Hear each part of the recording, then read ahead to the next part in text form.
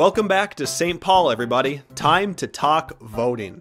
We all know that casting a ballot is central to our way of life, but that doesn't say much about the technical realities of how it's done. Election practices have changed in the past, and they will certainly change again in the future. Let's discuss voting trends. If you want to know what's coming in the election world, a good place to start is the Secretary of State.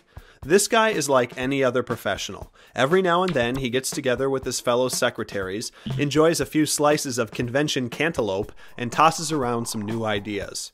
So let's ask Mr. Ritchie, what's voting going to look like a few years down the road? On the national level, there are apparently two major trends, and they break down according to geography. West of the Mississippi, they're moving toward vote by mail, and on the other side, they're experimenting with expanded voting periods. The common thread is an enhanced window of opportunity, and since Minnesota rests on top of the Mississippi like a stovepipe hat, you'll probably see the North Star state flirting with both alternatives. And what about the big one? Internet voting.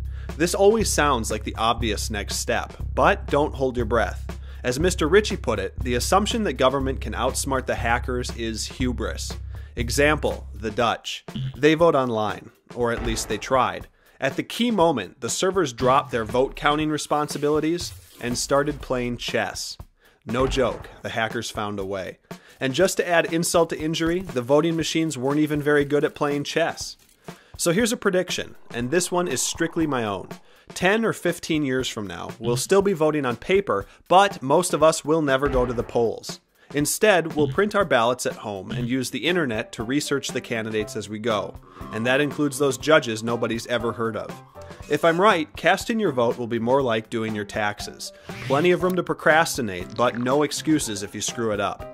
Until then, if you're bored, I know a few computers that really need to practice their chess. That's all the time we have this week. Let us know what doesn't make sense, and we'll do our best to figure out how it happens.